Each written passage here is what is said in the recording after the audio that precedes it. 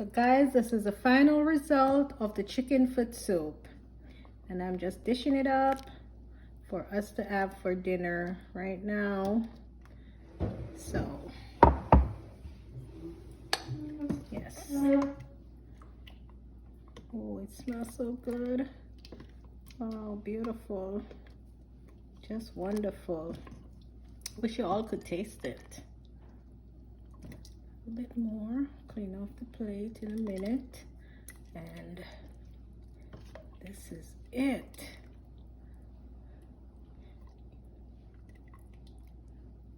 No, I wish there was a video where you can just taste something, you know. But I tasted it before I turned on the video, the camera, and it tastes so good. It's wonderful.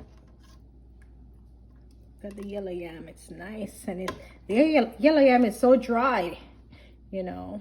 Really happy about that because I really love yellow yam, and everything just came together so well. So if you would like to see the rest of the video from